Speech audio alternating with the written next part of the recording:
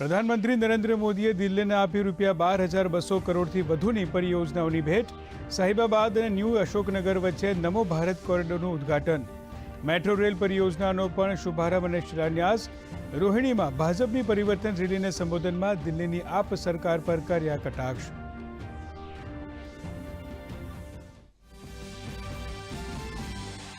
કેજરીવાલના શીશ મહેલ પર ફરી ગરમાયું રાજકારણ. રાતોરાત અસંખ્ય ગણો ખર્ચ વધવાના ખુલાસા બાદ ઘેરાઈ આપ. શાનદાર પડદા, રેશમી ગાલીચો અને મિની બાર યુનિટ પર કરાયો ખૂબ ખર્ચ. ભાજપાએ માંગ્યો જવાબ.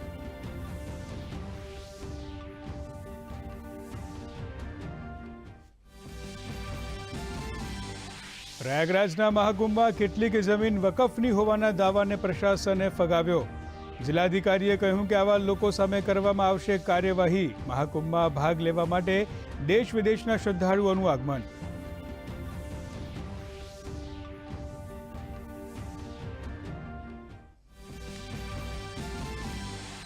જમ્મુ કાશ્મીર, હિમાચલ પ્રદેશ, ઉત્તરાખંડમાં વેસ્ટર્ન ડિસ્ટર્બન્સને લીધે વધ્યો હિમવર્ષાનો પ્રકોપ. દિલ્હીમાં પણ હળવી બરફવર્ષાના સંકેત. ઉત્તર પશ્ચિમ ભારતમાં 48 કલાકમાં કડકડતી ઠંડી પડવાની આગાહી.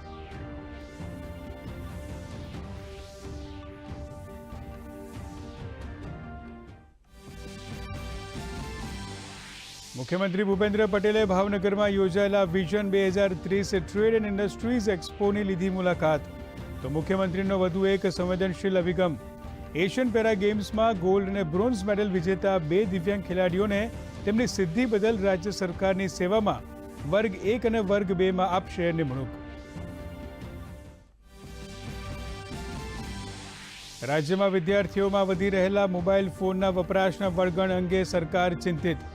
શિક્ષણ મંત્રી પ્રફુલ પાનસેરિયાએ કહ્યું કે રાજ્યની તમામ શાળાઓમાં મોબાઈલ લઈ જવા પર પ્રતિબંધ મૂકવા થઈ રહી છે વિચારણા. સાથે જ નાની ઉંમરમાં બાળકોને મોંઘા ફોન ન અપાવવા વાલીઓને કરી અપીલ.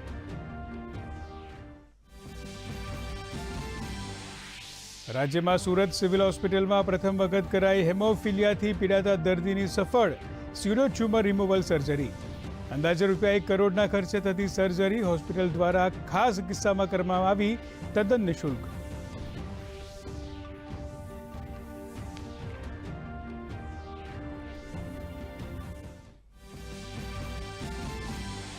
અને સિડની ટેસ્ટમાં ઓસ્ટ્રેલિયાએ ભારતને 6 વિકેટે હરાવીને 10 વર્ષ બાદ બોર્ડર ગાવસ્કર ટ્રોફી પર મેળવ્યો કબજો.